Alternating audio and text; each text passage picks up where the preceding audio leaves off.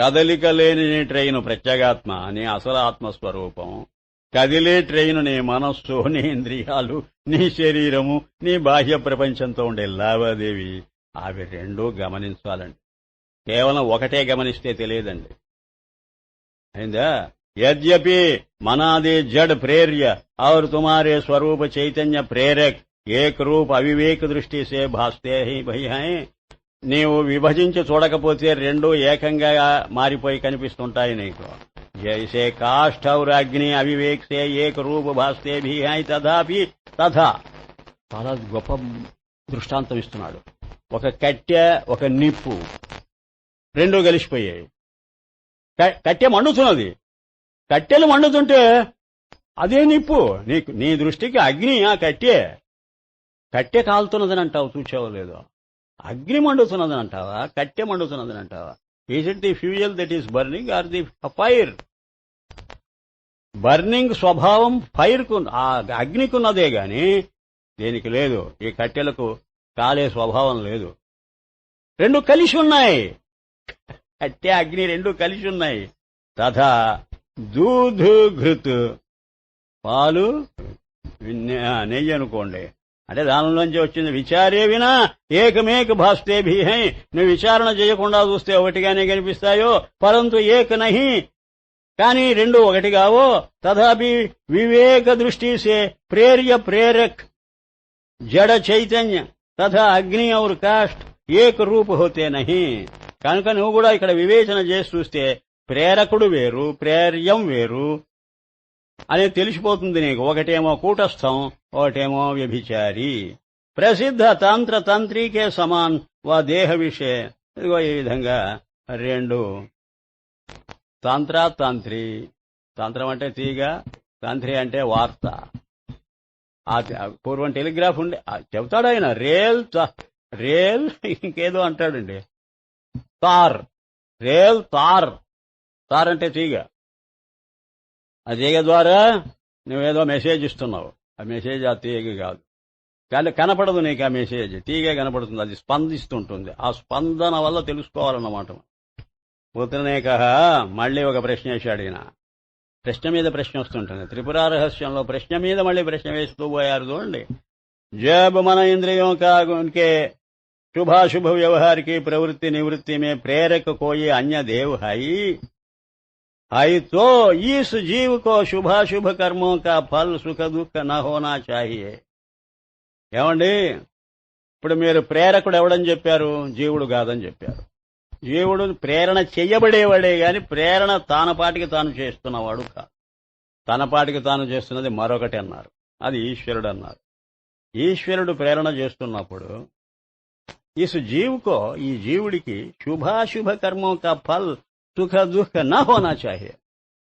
మంచి చెడ్డలు చేసుకుని వాటి వల్ల సుఖ దుఃఖాలు అనుభవిస్తున్నాడంటారే, చేసుకుంటే కదా అనుభవించేది.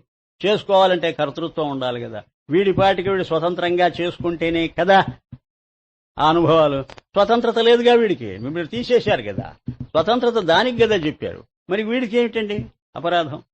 दुख की इच्छा न करता हुआ बलात्कार राजपुरुष के शुभाशुभ में जोड़ते हुए के समान दुख के साधनों में पुरुष जुड़ता है.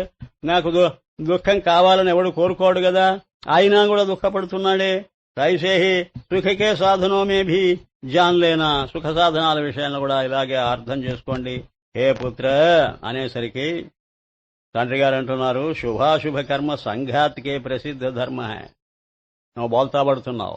మంచి చెడ్డలు చేస్తున్నది ఎవరు? అది సంఘాత ధర్మం, శరీర ధర్మం. అది ధర్మ సహిత్ ఇస్ సంఘాత్కే ద్రష్ట ఆత్మాకే నహి. ఈ ధర్మాలతో సహా ఈ శరీరాన్ని గమనిస్తున్న ఆత్మకు చెందవవి. పరంతు భ్రాంతి సే, అయినా నీవేందో ఆ ప్రశ్న వేస్తున్నావంటే భ్రాంతి వల్ల నిజ ధర్మం అంతా హై. అది నీ ధర్మమని భావిస్తున్నావన్నమాట. అది నాది అని అనుకోవడం వల్లనే నువ్వు ఆ బాధలు పడుతున్నావు. ఇసీసే కర్మ కా ఫల్ సుఖ దుఃఖ భోక్తా హై. ఆ ఫలితం నువ్వు అనుభవించవలసి వస్తున్నది. పర్ సంఘాత్ కా ధర్మ నిజ ధర్మ నహీ మానేతో భోక్తా నహి. ఆ ధర్మాలు వాటికే అప్పచెప్పి నాకు సంబంధం లేదు అనుకుంటే మాత్రం నీకు ఆ భోక్తృత్వం లేదు, అనుభవం లేదు. జైసే పుత్రకే సుఖ దుఃఖసే పిత భ్రమకర్ సుఖీ దుఃఖీ హోతా హై. కావాలంటే నీకు ఒక మాట చెప్పమంటావా? అధ్యాస అని ఒకటి ఉన్నది. అంటే ఒకరికి కలిగే కష్ట సుఖాలు మన మీద ఆరోపించుకుంటే దానికి అధ్యాస అని పేరు. అంతెందుకు, లోకంలో అపరిచితుల విషయాన్ని నువ్వు పట్టించుకోవు. పరిచితులైనటువంటి స్నేహితులు బంధుమిత్రాదులు ఎవరన్నా ఉంటే వాళ్ళకి కలిగే కష్ట సుఖాలకు సానుభూతి చూపలేక చూస్తుంటావు. అప్పుడే కొంత నీ మీద ఆరోపించుకున్నావు. అది అసలు ఆరోపించుకోలేదు. పరాయి వాళ్ళ విషయం అస్సలు నీ మనసుకు రాదు. ఇప్పుడు ఈ స్వకీయుల విషయంలో కొంత 50% నీ మీదకి వచ్చిందా? 10%, పోనీ 90% నీ కుమారుడికో నీ భార్యకో ఎవరికైనా కొన్ని వ్యాధులతో బాధపడేటువంటి ఇది ఏర్పడదనుకో, అప్పుడు నీకే ఆ బాధంతా ఆరోపితమవుతుంది. నీవే బాధపడుతుంటావు. అందుకని ఏడుపులు పెడబొబ్బలు. భ్రమకర్ సుఖీ దుఃఖీ హోతా హై. నువ్వే సుఖివి నువ్వే దుఃఖివి అవటంలా. విచారేతో పితాకో పుత్రకా సుఖ దుఃఖ నహి. ఆ తండ్రి గారికి కుమారుడి యొక్క వ్యాధి లేదు. వాడు దానివల్ల పడేటువంటి ఆ బాధలు వీడికి లేవు. ఆ బాధను వీడు ఆరోపించుకుంటున్నాడు. ఎంత పచ్చి నిజమో చూడండి. వాళ్ళు చెప్పుకుంటుంటే కొంచెం సానుభూతి చూపుతుంటాం పరాయి వాళ్ళైతే. అయిన వాళ్ళైతే చెప్పుకోకుండానే మనం అనుభవిస్తుంటాం. వాడి అనుభవం అంతా మన మీద ఆరోపితం అవుతుంటుంది. మన స్వవిషయమైతే చెప్పండి, ఇంకా 100%. ఇది కూడా ఆరోపణే. అక్కడి నుంచి ఆయన అనలైజ్ చేస్తున్నాడు, డిసెక్ట్ చేస్తున్నాడు. శరీరానికి అప్పచెప్పోవు. శరీరం అంటే మీరేమనుకుంటున్నారు? స్థూల శరీరం అని కాదు, సూక్ష్మ శరీరం కూడా శరీరమే. మనస్సు ప్రాణం వాటికి అప్పచెప్పేసాయి.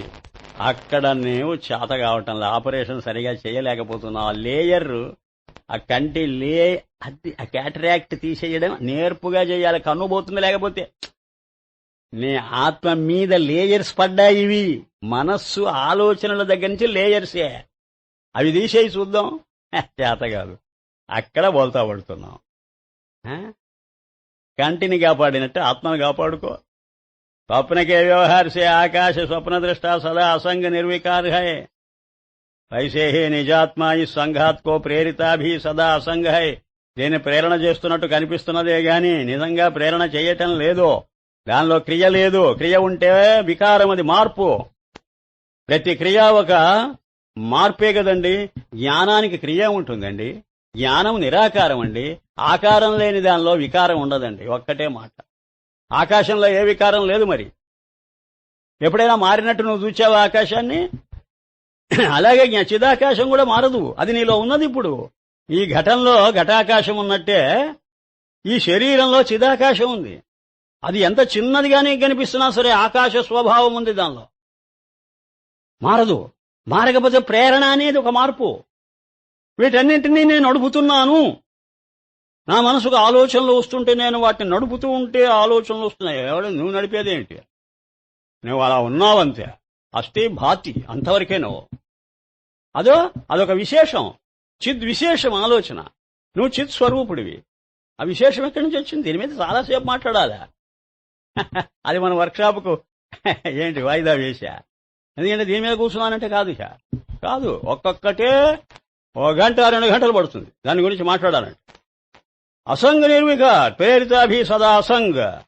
इस प्रश्न के उत्तर का पुनः पिता ने कहा, हे पुत्र, इस प्रश्न के उत्तर का पूर्व ही हम स्वप्न और स्वप्न दृष्टा के दृष्टांत से तथा आकाश के दृष्टांत से समाधान कह चुके थे. మేము ఈ ప్రశ్నకు జవాబు ఇచ్చాము బాబు, నువ్వు బాగా ఆలోచించలేదు. స్వప్న దృష్టాంతం ఇచ్చాం, ఆకాశ దృష్టాంతం ఇచ్చాం. దానిలో తెలుసుకో నువ్వు ప్రేరణ చేస్తున్నదా చెయ్యలేదా అని. అర్థాత్ धान काटने वाले को पुरुष के समान ये चैतन्य आत्मा मनादियों के नहीं प्रेरता. నువ్వు ఒకటి పొరపాటు పడుతున్నావు. ఆ కొడవలి ద్వారా వాడు ఆ పైరు కోసేస్తున్న దృష్టాంతం కాదు. ఆ దృష్టాంతం లాంటిది కాదు ఇది. అలాంటి ప్రేరణ కాదు ఇది. किंतु जैसे आकाश सर्वव्यापी होकर सर्व को अवकाश देता भी असंग है, అది తీసుకో దృష్టాంతం. ఆకాశం అవకాశం ఇస్తున్నదా లేదా? ఆ ఇచ్చేటప్పుడు ప్రేరణ. ఇవ్వలేదు అంటే ప్రేరణ లేదు. ప్రేరణ లేకుండానే ప్రేరణ చూస్తున్నావు నువ్వు. అది అవకాశం ఇవ్వకపోతే మనమంతా ఎలా వచ్చి కూర్చుంటాం ఇక్కడ అంటున్నావు. అంటే అప్పటికే నీ దృష్టి ఎక్కడున్నది?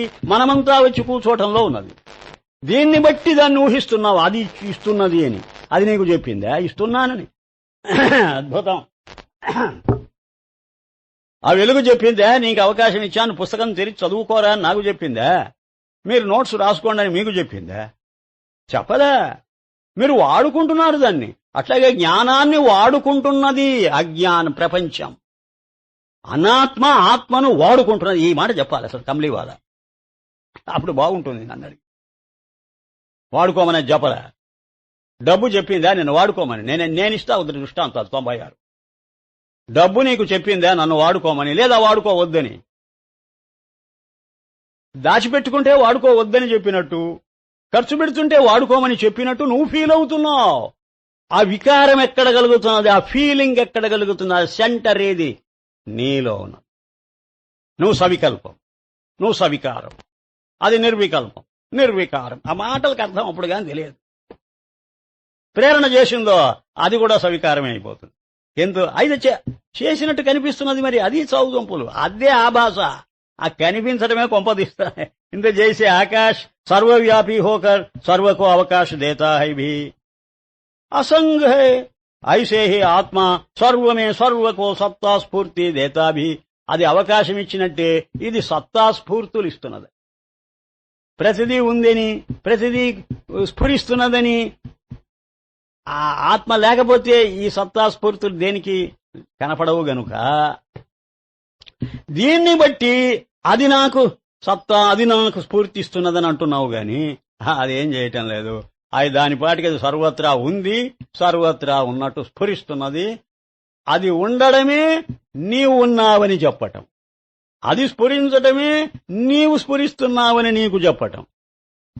అదే ఆ చెప్పటం నీలో జరుగుతున్నది, దానిలో జరగటం. అయితే నేనెక్కడున్నానండి, నువ్వెక్కడున్నావు? అదే ఉందనుకుంటే సరిపోలే. నేనెక్కడున్నానని నువ్వు అడగబోతున్నావు, నాకు తెలుసు. అదే ఉంది కదండి, నేను లేను కదండి. అదుకో, అదే మహాభాగ్యం. అదే ఉంది, నేను లేనని మిథ్యాత్మను కొట్టేయి. ఆ నేను లేను అని అన్నప్పుడు మిథ్యాత్మ మీద నీకు దృష్టి లేదు. అదే ఉంది కదండి అన్నప్పుడు నువ్వు ముఖ్యాత్మ మీద దృష్టి పెట్టుకొని మాట్లాడుతున్నావు. రెండు మాటల్లో ఎందుకు మాట్లాడతావు? అదే ఉందంటావు, ఇది లేదు, అది ఇది అని రెండు వైపులా చూస్తూ ఉన్నావు నువ్వు. అది చూచావా సమాధానం వచ్చేసింది. ఇది చూస్తూ మాట్లాడుతున్నావా సందేహం ఉంటుంటుంది. పరంతు స్వప్నద్రష్టాకా దృష్టాంత్ తైసే ఏ సాక్షి చైతన్య దేవ్ तुम्हारा आत्मा सर्वध्याता ध्यान ध्येयादि त्रिपुटियों का स्वरूप भूत हुआ नाम सर्व को सत्ता स्फूर्ति प्रदान करता हुआ भी असंग है. త్రిపుటి కూడా అదే, త్రిపుటిని ప్రేరణ చేస్తున్నది అదే. త్రిపుటి అదే, త్రిపుటిని ప్రేరణ చేస్తున్నది అదే. जैसे भूमि अनेक बीज अंकुरों को आधार है तथा अंकुरों में अनुस्यूत है. అంతెందుకు, ఒక నేల అది అన్నింటికీ ఆధారం. ఏది? బీజ వృక్ష అన్నింటికీ ఆధారం అది. వాటిట్లో తానే ఉన్నది. మళ్ళీ ఆ బీజం పృథివీ వికారమే, ఆ వృక్షము పృథివీ వికారమే, మట్టిలో నుంచే వచ్చింది, అంతా మట్టే. వాటికి ఆధారంగానే ఉంటుంది, ఆధేయంగా ఉంటుంది, వాటిలో మళ్ళీ తాను చేరింది. భూమి వినా ఏక అంకుర్భి స్థితి నహి హో సక్తా. ఆ భూమి లేకపోతే ఒక్కటి కూడా నిలవడానికి నీడలేదు. सारांशये जैसे आकाश सर्व अंकुरों में तथा पत्र फल फूल में तथा भूमि में व्यापक है, व्यापक और असंग हुआ सर्व को अवकाश देता है. जो आकाश अवकाश नहीं देवे तो सर्व का व्यवहार कैसे होवे. అది అవకాశం అవ్వకపోతే వ్యవహారం ఎలా జరుగుతుంది? ట్రాన్సాక్షన్ జరగదు. ఈ ట్రాన్సాక్షనే క్రియ, దానికి ఆధారమే జ్ఞానం. భగవద్గీత ఇప్పుడు బాగా అర్థం అవుతుంది. జ్ఞానమే క్రియ, ఆ క్రియలో అంతా ఉన్నది జ్ఞానమే. అంతా జ్ఞానమే అన్నప్పుడు క్రియగా కనపడదు. అది నీకు క్రియగా కనపడుతున్నదంటే జ్ఞానం విత్డ్రా అయిందన్నమాట. ఆ జ్ఞానం మీద చూపు లేదు నీకు. ఆ జ్ఞానం మీద చూపు పెట్టుకున్నావా ఈ క్రియ ఆభాస అయిపోతుంది. క్రియ మీద చూపు పెట్టుకున్నావా జ్ఞానము నీకు మరుగుపడిపోతుంది. ఇప్పుడు మనం పుస్తకం మీద దృష్టి పెట్టి చూస్తున్నామా ఈ చుట్టూ ఉన్న ఆకాశం నీకు కనపడదు. ఆ ఆకాశం జ్ఞానం అంటే మార్పు లేని పదార్థం. ఈ పుస్తకము నేను చూడడము, చదవటము, ప్రతి వాక్యము ఇది క్రియ. ఈ క్రియకు ఆధారం ఆకాశమే. కానీ అది గుర్తించలే నువ్వు ఎందుకు గుర్తించలే? దీని మీద దృష్టి పెట్టుకుంటే అది ఎట్లా గుర్తిస్తావయ్యా? కనుక ఈ క్రియే నీకు కనపడుతుంటుంది.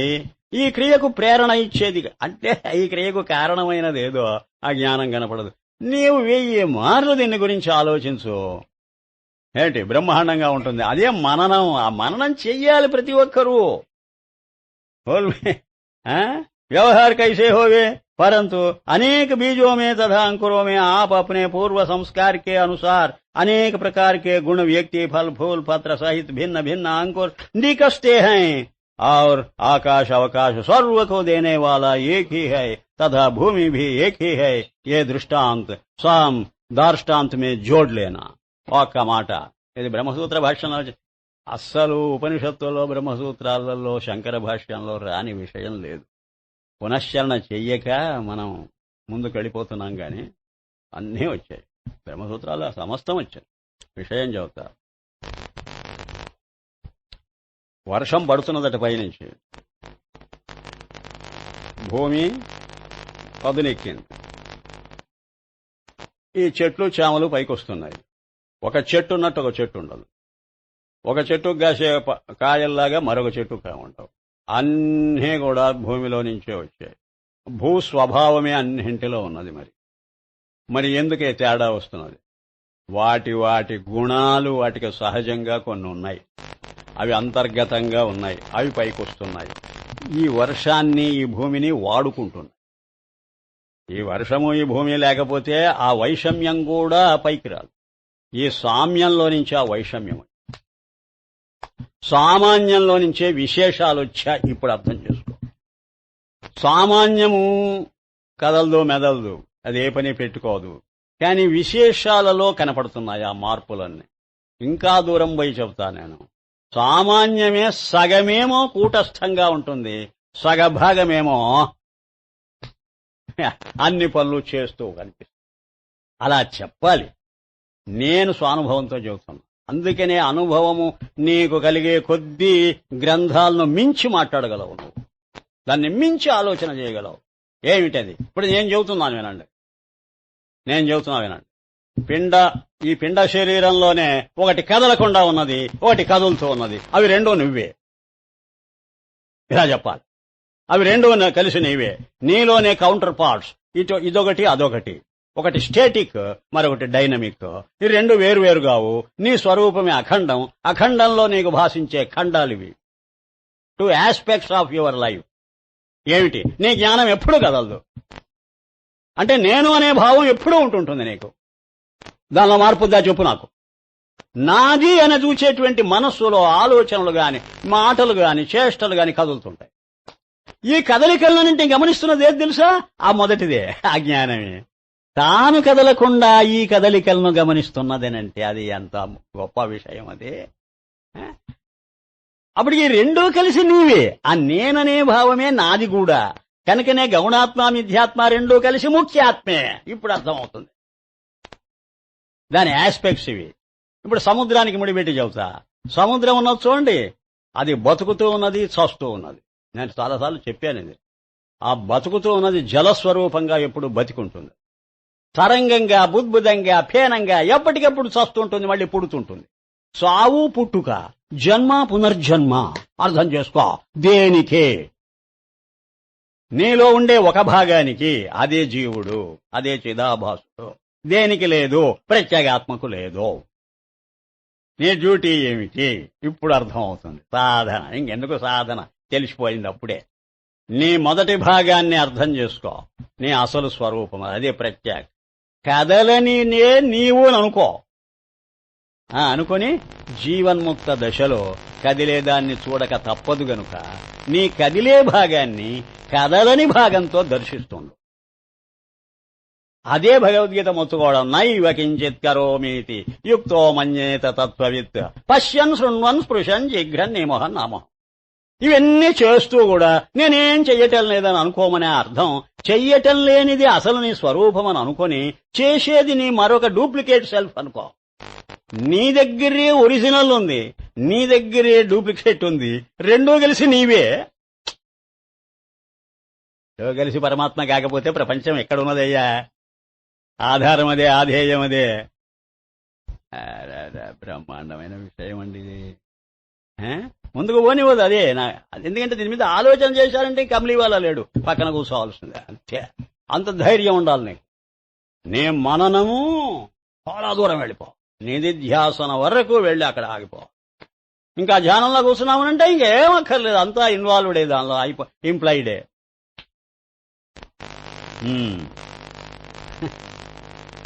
కానీ థాట్ ప్రొవోకింగ్ ఇది చదువుతూ ఉండే కొద్దీ నీకు ఆ ప్రేరణ కలుగుతుంది. అంకురమే అయిపోయిందా, ఏక్ హీ హై సదా భూమి భీ ఏక్ హీ హై అంటుంటాడు ఆయన. ఒకటే అక్కడ ఉన్నది పదార్థం. ఏ దృష్టాంత సముదార్ష్టాంత మీద జోడ్లేనా దార్ష్టాంతికానికి అన్వయించుకోండి. తాయిసే అలాగే అస్థిభాతి ప్రియ రూపాత్మ సర్వనామ రూపాత్మక జగత్ మే వ్యాపక ఆధార అధిష్టానువా చరావా. ఏదైనా సరే, ఏ నామమైనా రూపమైనా ఏ క్రియలో అయినా ఉండేది నిర్వికారమైనటువంటి నీ అస్థిభాతి అనే తత్వమే. వా తథా ద్రష్టా ప్రకాశక్ హువా భీ అలా ఉంటూనే అన్ని చూస్తుంటుంది, అన్నింటినీ స్ఫురింపజేస్తుంటుంది. అది యాక్టివిటీ. ప్యాసివ్ గా ఉంటూ ఉంటుంది స్వరూపం, యాక్టివ్ గా కనిపిస్తుంటుంది దాని ఆభాస. అకర్ష భీ తిన్కే వ్యవహారం సే అలిప్త హై, మళ్ళీ ఆ వ్యవహారం అంటి ముట్టకుండా బతుకుతుంటుంది. ఇది జగన్నాటకం అండి. ఇది ఆ నాటకంలో సూత్రధారుడు వాడే, పాత్ర వాడే, ప్రేక్షకుడు వాడే. విద్యారణ్య స్వామి పంచదశి గుర్తు రావటంలా నాటక దీపంలో అంతా అదే, ఇంకేదీ లేదు. తుమారే ప్రశ్నకే అనుసార్తో ఔషధీయకే గుణదోష ఆకాశ భూమి. ఇప్పుడు ఓషధులు భూమిలో నుంచే వస్తున్నాయి. ఒక మూలిక ఉన్నట్టు ఒక మూలిక ఉండదు, దాని స్వభావం వేరు, దీని స్వభావం ఎక్కడి నుంచి వచ్చాయి? అన్నీ పృథివీయే కదా. సామాన్యం పృథివీ అనేది సామాన్యం అన్ని విశేషాల్లో ఉంది కదా. మరి ఈ విశేషాలు ఎలా అయ్యాయి? అదే చమత్కారం. విశేషాలు ఎలా అయ్యాయో చెప్పండి. ఆభాస అలా అయ్యాయి కాదు, అలా అయినట్టు భాషిస్తున్నాయి. విశేషాలన్నీ ఆభాస, సామాన్యం స్వరూపం. ఇది మాత్రం కళలో మర్చిపోకూడదు. మనం సామాన్యమా విశేషమా అని అడిగితే మనం రెండు అని అనగలగాలి. ధైర్యం ఉండాలి నీకు. మనం రెండు అని అనుకో. మనము సహజంగా సామాన్యం, ఆగంతుకగా విశేషం. మన సామాన్యంతో మన విశేషాన్ని చూసుకుంటున్నాం. నీకేమట అంటే ఇంకా ఏదీ లేదన్నమాట నువ్వు తప్ప. మొత్తం ప్రపంచాన్ని విశేషం, నీవు సామాన్యం, సరిపోయింది. ఇంకా మూడవది లేదు. కనుక నీ జీవితం ఎలా సాగాలంటే నీవు సామాన్యంగా ఎప్పుడు గుర్తు చేసుకుంటూ నీవు చూచేదంతా నీ విశేషమే. ఎవరి విశేషమో నువ్వు చూస్తున్నాను అనుకోక మళ్ళీ బోల్తా పడతావు, అప్పుడు ద్వైతం వస్తుంది. నీవు సామాన్యమై నీ విశేషాన్ని అంతా ఆ నేను అనేది వదలకుండా గట్టిగా పట్టుకో. స్వరూపమే నేను, విభూతి నాది. ఆ నాది నాకు సంబంధించినదే, అది ఎవరిదో కాదు, నాది. ఇంకేమట ఇప్పుడు అన్నీ అర్థమవుతాయండి మీకు. జాగ్రత్త అవస్థ నాది. నేనెవరు? నేను విశ్వాన్ని, దానిలో చేరున్నా నేనే నాది చూసుకుంటున్నా. స్వప్నావస్థ నాది, నేనే స్వప్నంలో నాది చూసుకుంటున్నా. సుషుప్తి నాది, నేనే నా అజ్ఞానాన్ని, నా అయోమయ స్థితిని నేను చూసుకుంటున్నా. నీకేమట? నేను అయోమయ స్థితిలో పడ్డానో ఏమో నాకే తెలుసు, నీకేం తెలుసు? నా అయోమయం నీకెలా తెలిసింది అడుగుతున్నా. నా తెలివితేటలు నీకెలా తెలిసాయి? నీకేమన్నా నీకది విషయమైందా? నీకు గోచరిస్తున్నదా? ఎప్పటికీ నిరాకారమైనది స్వస్థే కనపడదు. నిరాకారమైనవి రెండే ఉన్నాయి, ఒకటి జ్ఞానం, రెండవది అజ్ఞానం. అజ్ఞానం కూడా నిరాకారమే. రెండు నిరాకారాలు ఎవరికి కనపడాలయా? ఒక నిరాకారానికి మరో నిరాకారము కనపడమే బ్రహ్మానుభవం నన్ను అడిగితే. అందుకనే పరమాత్మకు తన నిరాకారం కనపడుతున్నది. అదేమిటి? శక్తి, మాయాశక్తి. ఆయన డూప్లికేట్, ఆయన కౌంటర్ పార్ట్. ఆ కౌంటర్ పార్ట్ దగ్గర పెట్టుకుని కూర్చున్నా అంటే పిచ్చివాడయి కాదు, సర్వజ్ఞుడు గనుకనే పెట్టుకున్నాడు అజ్ఞానాన్ని దగ్గర. భగవత్పాదులు అన్నారు ఒక చోట, ప్రశ్నోపనిషత్తులోనే ఎక్కడో, ఈ అజ్ఞానం ఎవరిది అంటే వాడిదేనయ్యా. కనుక సో ఐసా దేఖనేమే నహి ఆత, అలాగా నువ్వు చూస్తే కనపడేది కాదది. జైసే సూర్యాదికోं का तेज कर सर्व सृष्टि आप अपने व्यवहार में बाहर जुड़ती बहिर जुड़ती है. నేను ఇచ్చిందే చూస్తున్నాడు. ఆ వెలుగులోనే అన్ని వ్యవహారాలు జరుగుతున్నాయో. పరంతు తేజ్ కిసీకో అంగులి పక్కడికే, ఎవడి చెయ్యినా పట్టుకొని ఆ సూర్యుడి తేజస్సు నహి జోడుతా. ఒరే నీవి పని చేయరా అని చెప్పదో. మన చేయి పట్టుకొని ఆ వెలుగు సూర్యుడి వరకు దేనికండి ఈ వెలుగు? నువ్వు ఈ పుస్తకం చదువుతావా చస్తావా అని నన్నేమైనా ఆజ్ఞాపిస్తుంది అది? దానిలో వికారం లేదు. అది ఆజ్ఞాపిస్తే ప్రేరకమవుతుంది. అది ప్రేరకం కాదు. నీవు పుస్తకం చదువుతూ నన్ను ఎవడైనా ప్రేరణ చేయకపోతే నేను ఎలా చదువుతాను? నీలో కలుగుతున్నది ఇదంతా ఈ సంకల్ప వికల్పాలు. కనుక అదిగో ఆ వెలుగులు ఉండబట్టి కదా నేను ఈ పుస్తకం చదువుతున్నాను అని దానికి ఆరోపిస్తున్నావు ప్రేరకత్వాన్ని, నీలో ప్రేర్యత్వాన్ని. అదేమి నీ అంగుళీ పకడ్కర్, అది నీ చేయి పట్టుకొని నహి జోడతా. ఇసీసే సూర్య కిసీకే గుణదోషకో నహి ప్రాప్త హోతా. ఎప్పుడైతే అది పని పెట్టుకోలేదో ఫలితం దాంది కాదు. అది అక్కడ రహస్యం. పని పెట్టుకుంటేనే ఫలితం సాచినట్టు అనుభవించాలి. అబ్బా, ఇప్పుడు మన సాధన ఎంత హాయిగా మనకు స్ఫురిస్తున్నారు. నువ్వు ఇప్పుడు పనులు పెట్టుకున్నావు, సాచినట్టు అనుభవిస్తున్నావు. అది పని చేయకపోతే ఎలాగండి? చేయి చెయ్యని నీ స్వరూపాన్ని గుర్తు చేసుకుంటూ, అది మరి సాధన అంటే ఏంటనుకుంటున్నావు? అది వదిలేసి పట్టుకున్నా అయితే నువ్వే చేస్తున్నావు. అదేమంటుంది తెలుసా? తండ్రి గారి చెయ్యో తల్లి గారి చెయ్యో పట్టుకొని ఆ ఎగ్జిబిషన్లో కుర్రవాడు తిరుగుతున్నంత వరకు క్షేమం. ఆ చెయ్యి వదిలేశాడు వేళేమైపోతాడు. అలాగే ఆ ప్రత్యేగాత్మ యొక్క కరావలంబం అది దగ్గర పెట్టుకొని చూడు ప్రపంచాన్ని, వినోదం. అప్పుడు ఇంద్రజాల మహేంద్రజాలం ప్రపంచం. అందుకనే ఒక జీవన్ముక్తుడికి ఇదంతా ఒక పెద్ద నాటకం. నీకు కాదు, అది జీవితమే నీకు. దోషకే నహి ప్రాప్త హోతా. నియామక్ హువా, సర్వ సృష్టి కా నియామక్ హువా భీ అసంగ హై. అన్నింటినీ నియమిస్తున్నట్టు కనిపిస్తున్నా అసంగమే. మనాది సృష్టి आप अपने संस्कार के अनुसार आप अपने संकल्प विकल्पादि व्यवहार में जुड़ती है. అయితే ఇదంతా మధ్యవర్తి ఎవరు? నీ సంకల్ప వికల్పాత్మకమైన మనస్సే. అదన్న మాట మధ్య దళారి. అది నిన్ను ప్రత్యేగాత్మను చూడకుండా ప్రపంచం వైపు తిప్పి తానే ఆలోచిస్తూ, తానే మాట్లాడుతూ, తానే చేస్తూ, తానే అనుభవిస్తూ, ఇదేరా నీ స్వరూపం, ఇంతకు భిన్నంగా నువ్వు లేవురా అని నిరంతరము నీకు గుర్తు చేస్తూ చంపుతున్నది. ఇంటి దొంగ మనస్సు. ఇంత చేస్తే మనసు లేదు. అది పారాణి. ఎవరైనా ఉన్నదంటే వెనక్కు తిరిగి చూస్తే ఆ వెనక్కు తిరిగి చూడడమే ప్రత్యేగాత్మ. ఆ ఓహో నేనేనా, జ్ఞానమేనా నేను ఇంతకు? ఈ క్రియంతా ఏంటి? ఈ క్రియంతా ఆభాస. అదే సంస్కారం అంట.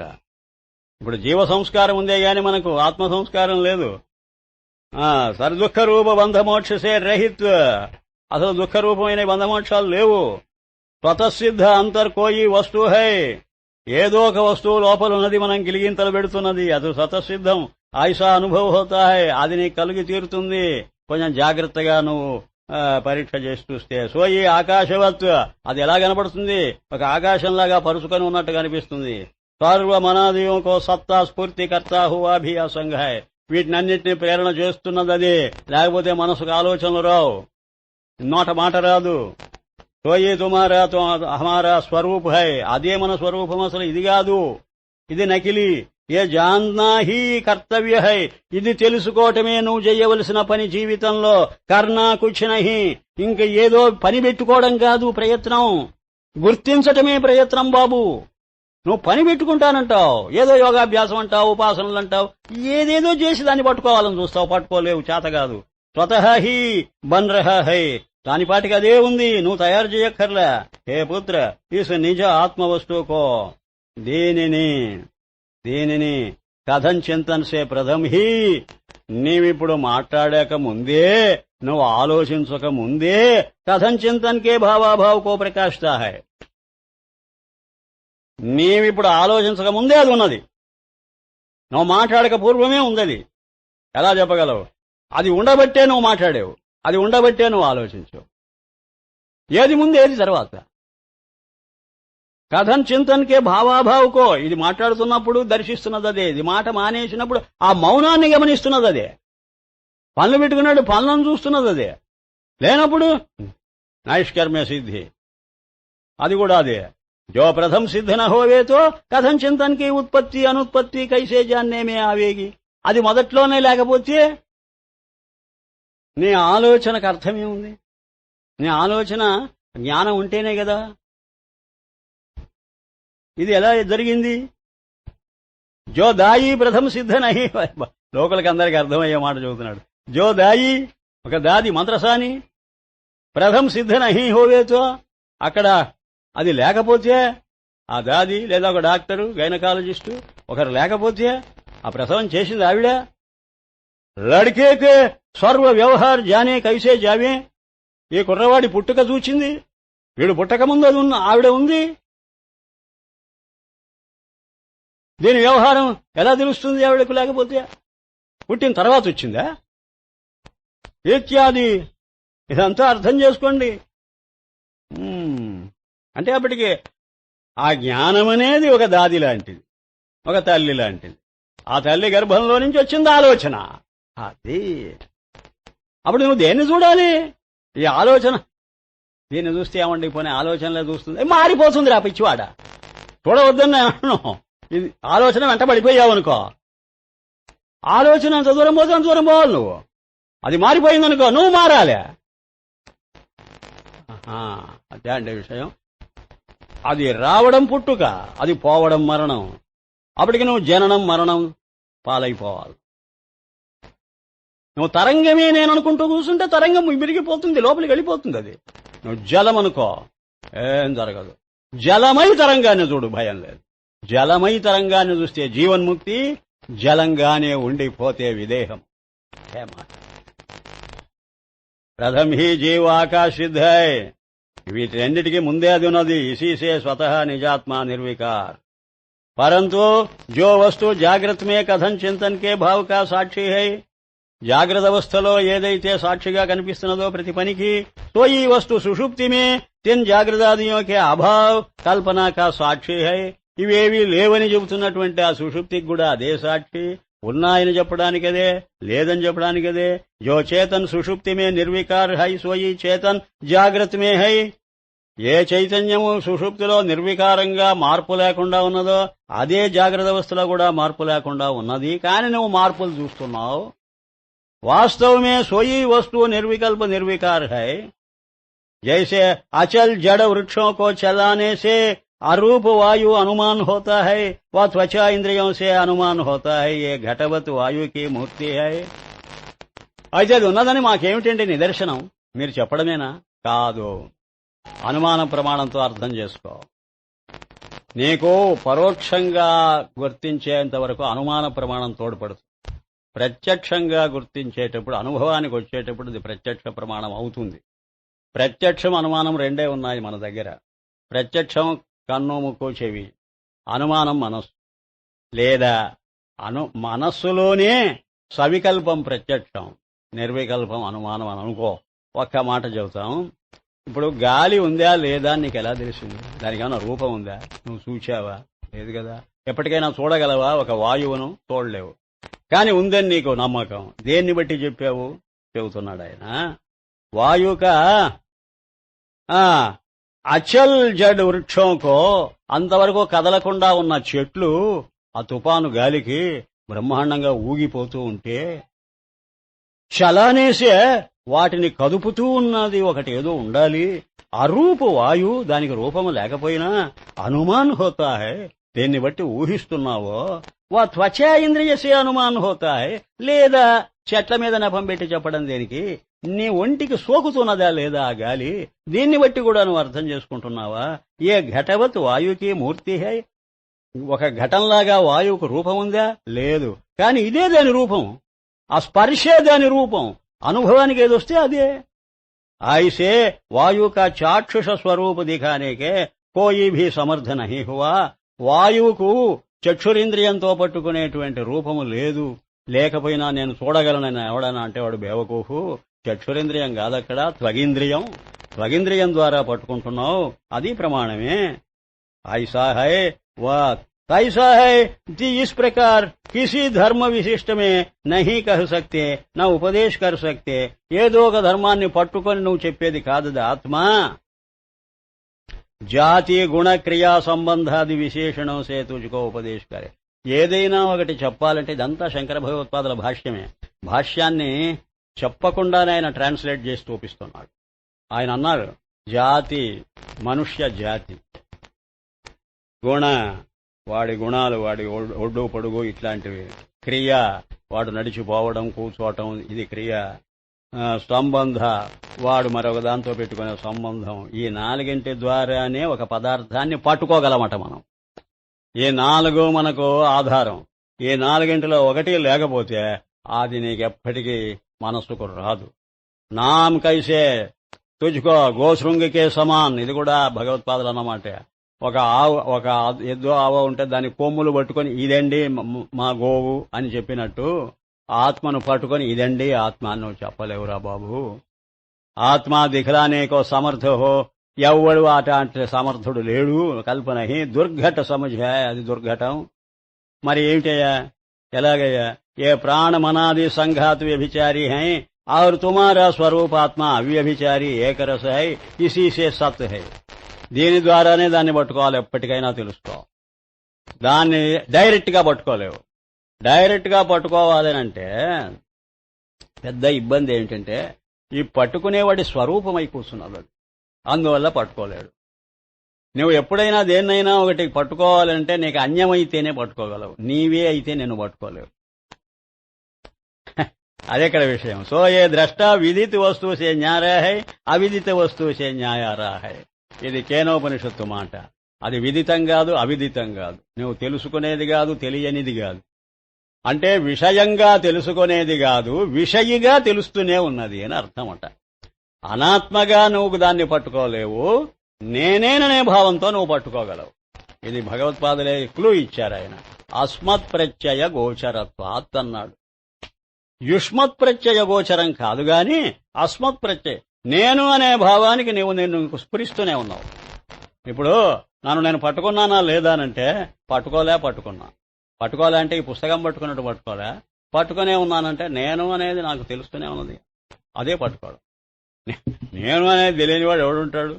అంచేత అయితే మరి ఇంకా ఏమిటండి, ఆత్మజ్ఞానం మనకు ఉంది కదా, ఇంకా ఏంటి ఇబ్బందా?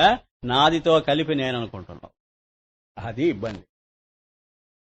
నీకు భిన్నంగా ఇంకొకటి ఉన్నదనే ఆలోచన నీకు రావడం వల్లనే జనన జీవన మరణాలు ఏర్పడుతున్నాయి. సమస్య అంతా అదే. మరి ఏదైతే పోతుందండి, ఆ ఇంకొకటిగా కనబడుతున్నది కూడా నా యొక్క విస్తరణే, నా విభూతే, నేనే అలా వ్యాపించి నాకు నేనే కనిపిస్తున్నాను. అంత ధైర్యంగా నువ్వు అనుకోగలవా? మాట కాదు, నీ నిధిధ్యాసనలో బయటపడుతుంది. నీవు ధ్యానం చేసేటప్పుడు నీకు అన్యంగా ఏదీ చూడకూడదు. చూడకపోవడానికి నిదర్శనం ఏమిటో తెలుసా? ఎవడు డిస్టర్బ్ చేసినా డిస్టర్బ్ అవ్వకూడదు. అర్థమైందా? ఏ ఆలోచన వచ్చినా దాన్ని చీచి ఈ ఆలోచనలు వస్తున్నాయి అనుకోకూడదు. ఏ మాట వస్తున్నా దానిలో కలిపేసుకో. ఆలోచన అదే ప్రవిలాపనం, కలిపేసుకో. ఎవడొచ్చి మాట్లాడుతున్నా ఇది మానేసి అది వాడితో మాట్లాడుతూ ఉంటూ ఏమట అది ఇదంతా ఒకటే. ఆ ఒకటే నీ మాట మాత్రం మాట్లాడుతున్నావు, కానీ విసుక్కుంటావు. ఇదిగో అక్కడున్నది రహస్యం. అందుకే కొంతకాలానికి ఇవన్నీ మానేయాలని నేను అనేది. అందుకే అర్థమవుతున్నదా? హోల్ టైం జాబ్ కావాలి మనకు, లేకపోతే మనం జిడ్డు పట్టిపోతాం. ఎందుకంటే లోకలతోటి వ్యవహారం చేసేప్పటికి కోపతాపాలు వస్తాయి, రాగద్వేషాలు వస్తాయి, గొడవలు అనేకం వస్తాయి. మళ్ళీ మనం అనుసంధానం చేసుకోవాల్సి వస్తుంది. అంతా ఆభాసే కదా అని, అంత ఆభాసే కదా అని మళ్ళీ నీవు ప్రవిలాపనం చేసుకోనంత వరకు నీవు వర్రీ అవుతుంటావు, అజిటేషన్. కనుక ఎందుకు కొని తెచ్చుకోవటం? కనుక లోకంతో ఎంతో అంతే పెట్టుకో సంబంధం. ఇంకా ఇప్పుడు నేను సాధక గీతలో వ్రాసా, మీరు గుర్తుందో లేదు. ఇప్పుడు ఆ కుంపట్లో బొగ్గులు ఎన్ని వేయాలయ్యా? అర్థం చేసుకోవయ్యా. నిప్పు చెయ్యాలయ్యా. ఒక నిప్పు కనుక తీసుకొచ్చి మధ్యలో పడేసావయ్యా. ఆ బొగ్గులన్నీ నిప్పుగా మారాలని నీ ఉద్దేశం. ఎన్ని బొగ్గులు వేస్తే మారుతాయి? లెక్కేమిటి? దానికి లెక్క ఉంది. ఆ నిప్పు కణిక స్వభావం అన్నింటినీ మార్చగలిగినంత సామర్థ్యం దానికి ఉంటే వేయి. అన్నీ మార్చలేదో దాన్ని అడుగు, నువ్వు ఎన్నింటినైతే మార్చగలవని. ఓ 10 12 వేయండి స్వామి, లేదా ఒక 20 బారేయండి, అంతకు మించితే కష్టమండి, నేనే చప్పున చల్లారిపోతానో ఏమో. అలాగే లోకంతో సంబంధం, శాస్త్రంతో సంబంధం, ఇవి వ్యవహారం, శాస్త్రవాసన, లోకవాసన, ఏమిటిదంతా? ఆ బొగ్గులు ఎక్కువ వేయడం, 96 యాక్టివిటీస్. అందుకనే అమ్మవారు ఒకటే మాట అన్నది, మనకి ఇష్టమున్నా లేకపోయినా. త్రిపుర రహస్యం. కర్తవ్యతా బుద్ధే నీ కొంప తీస్తున్నది. డ్యూటీ బౌండ్ నేచర్, రాది పోగొట్టుకోకపోతే నువ్వు పనికి రావు. అధ్యాత్మ రంగంలో పనికిరావు, ప్రపంచ రంగంలో పనికొస్తే పనికిరాపో. ఆ పాలిటీషియన్స్ ఎవడు చెప్తాడు, ఆ బిజినెస్ మెన్కి ఎవడు చెప్తాడు? వాళ్ళకి అక్కర్లేదు ఈ అధ్యాత్మ విద్య. అందుకని వాళ్ళని వదిలేస్తాం. నీవు నేను ఇది కావాలని కోరుతున్నాం కాబట్టి be loyal to it, be faithful to it. అంతేగాని ఒక కాలు ఒక పడవలో పెట్టి ఇంకో కాలు ఇంకో పడవలో పెడితే ప్రయాణం చేయలేదు. అందుకే నేను కూడా అప్పుడప్పుడు నిష్ఠూరంగా మాట్లాడేది, మీరు అవన్నీ మానుకోండి అని ఎందుకు చెప్పడం? ఇంత సీరియస్ గా ఉంటే గాని ఇది మనకు ఫలితం ఇవ్వదండి. ఒక్కటే మాట చెప్పు, కొంతకాలానికి రిటైర్ అయిపోవాల్సిందే. రిటైర్ అంటే ఒరిగా ఉద్యోగం నుంచి రిటైర్ అని కాదు, ఈ లోక వ్యవహారం శాస్త్ర వ్యవహారంలో నుంచి రిటైర్ అవ్వాలి. ఇప్పుడు మనం శాస్త్ర వ్యవహారంలో ఉన్నాం, ఇది కూడా పోగొట్టుకోవాలి, తప్పదు. ఇక ఎప్పుడు ప్రవచనాలు చేస్తూ ఎప్పుడు శ్రవణాలు చేస్తుంటే ఎప్పుడు నువ్వు అభ్యాసం చేస్తావు. నీ అభ్యాసం ఒక్కటే తెలుసుకో, అది నిధిధ్యాసన. ఇంకా అంతా కట్టిపెట్టి. శ్రవణం కూడా నీ అభ్యాసం కాదు, మననము కాదు, ఏమీ కాదు, ధ్యానం. ఎట్లాగండి లోకత తగ్గించుకోవయ్యా నేను చెబుతుంటే ఎట్లాగండి అంటావేమిటి? 5% మినిమంకు దించు లోక వ్యవహారం. అదిగో ఆ బొగ్గులు ఎన్నో అన్నా వేసినట్టు అప్పుడు అన్నీ నిప్పు అయిపోతాయి. అలాగే ఈ కర్మలన్నీ జ్ఞానంగా మారిపోతాయి. అది నిప్పు అవడం అంటే. సర్వం కర్మాఖిలం పార్థ జ్ఞానే పరిసమాప్యతే. భగవద్గీత. కర్మలన్నీ జ్ఞానంలో సమాప్తం అయిపోవాల్సిందే. ఏంటనుకుంటున్నా, బొగ్గులన్నీ నిప్పు అవ్వాల్సిందే. అదే సాధగీత ఒకసారి చూడండి ఆ పార్ట్. ఇవన్నీ నేను ఎంత ఆలోచన చేసి ఎంత భావన. ఇప్పుడు ఆయన ఎంత తాపత్రయపడ్డాడో నేను అంత తాపత్రయపడ్డా. మరి అయితే ఆయన ఇంకా అన్నీ తొలగించుకుని ఊరే కూర్చున్నాడు. మరి నేను కూర్చోవాలి. మరి ఇప్పుడు కమలి ఇవ్వాలని చెప్పడానికి నాకు అధికారం ఎప్పుడు వస్తుంది? ఆ జీవితం జీవిస్తే. అయితే లాభం లేదండి. నేను ఒక్కటే చెబుతా, సత్యం ముందు 1 సంవత్సరమైనా సరే ఆ ధోరణిలో ఉండి వెళ్ళిపో. బెల్లంకొండ రామారావు గారు అదే పని చేశాడు పాపం. 36 ఏళ్ల జీవితమే ఇంత ఆయనకు. 34 ఏళ్లు బ్రహ్మాండమైన వ్యక్తి అనుకోండి, ఎన్నో గ్రంథాలు రాశాడు. అబ్బబ్బబ్బా, అద్వైతంలో ఆయన ఎక్స్పర్ట్. అంతా చివరికి వెళ్ళి ఆ వేదాద్రి మీద కూర్చొని, అది మళ్ళీ యోగాభ్యాసాలు ఏవి కావు, నిధిధ్యాసంలో ఉన్నాడు. ఎప్పటికైనా ఆ రిటైర్డ్ లైఫ్ అది ఉండి తీరవలసిందే, లేకపోతే మోక్షం లేదు, పాడు ఏమీ లేదు. ఊరిక మాటలు చెప్పుకుంటూ బతుకుతుంటాం. ఏ ద్రష్ట విదితి లేదు, అవిదితి లేదు, రెండింటికి అతీతం. అంటే నువ్వు విదితమా అవిదితమా అని అడిగితే విదితము అని చెప్పాలి, అవిదితము అని చెప్పాలి, అప్పుడు గొప్ప. విదితం ఏమిటంటే నా పాటికి నేనున్నానని తెలుస్తున్నది. అవిదితం అంటే నాకు భిన్నంగా ఏమీ లేదనిపిస్తున్నది. ఏమీ లేదని తెలియడం అవిదితం. అంతా నేనే వ్యాపించున్నానని తెలియడం విదితం. అప్పుడు ఎక్కడికి వచ్చావు? అద్వైతం దగ్గరికే వచ్చావు. మళ్ళీ గ్రహణ త్యాగపున ఒకటి పట్టుకోవడం ఒకటి వదిలేయటం అనేది రెండింటికి నువ్వు స్వస్తి చెప్పినప్పుడే అహేయం అనుపాదేయం, హేయోపాదేయాలు రెండు యాబ్సెంట్ అయిపోతాయి. విచార్ దేఖియేతో विदित अविदित रूप ग्रहण त्यागादि वस्तु भी अपने अस्थि भाति प्रिय रूप आत्मस्वरूप में भिन्न नहीं. చూచారా, విదితం అవిదితం అంటే తెలిసింది తెలియనిది రెండు కూడా నీ స్వరూపంలోనే లయమైపోతాయి. जैसे सूर्य व लाल किरण के दमका में दम किस किरण दमक का ग्रहण करें, किसको त्यागें, और कौन किरण दमक विदित और कौन नहीं. సూర్యుడి కిరణాలే అన్నింటిలో ప్రకాశం ఉంటూనే ఉన్నది. ఏ కిరణాన్ని పట్టుకోవాలి, ఏ కిరణాన్ని వదిలేయాలని అడుగుతావా? అంతా సూర్యప్రకాశమైనప్పుడు. అలాగే జ్ఞాతమేది అజ్ఞాతమేది, ఆత్మేది అనాత్మేది, నేనేది నాదేది అని అడుగుతావా? అంతా స్వరూపమే అయినప్పుడు. చూద్దాం. ఓం శాంతి శాంతి శాంతి.